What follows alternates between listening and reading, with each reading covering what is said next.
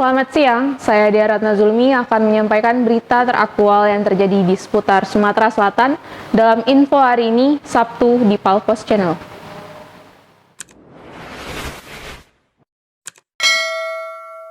Warga Desa M. Sitiharjo, Kecamatan Tugu Mulyo, Kabupaten Musirawas, pada Kamis 28 Oktober sekitar pukul 13.50 mendadak heboh.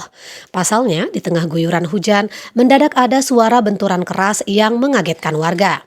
Belakangan diketahui suara benturan itu berasal dari sebuah mobil yang diduga berjenis APV warna putih silver yang masuk ke dalam siring irigasi di depan rumah warga.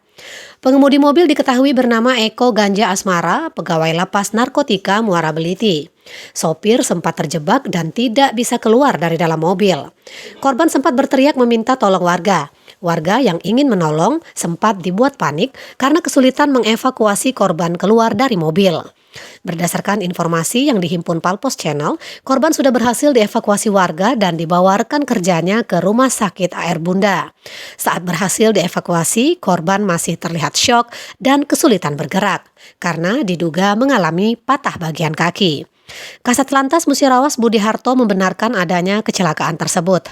Namun, kata Budi Harto, penyebab kecelakaan belum bisa diketahui karena anggotanya masih melakukan evakuasi kendaraan di lokasi kejadian.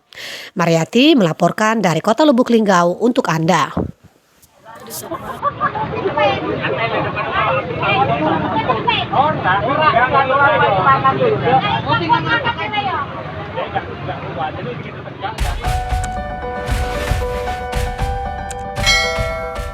Demikian info hari ini, saya Dia Ratna Zulmi dan segenap kru yang bertugas undur diri. Selamat siang, terima kasih.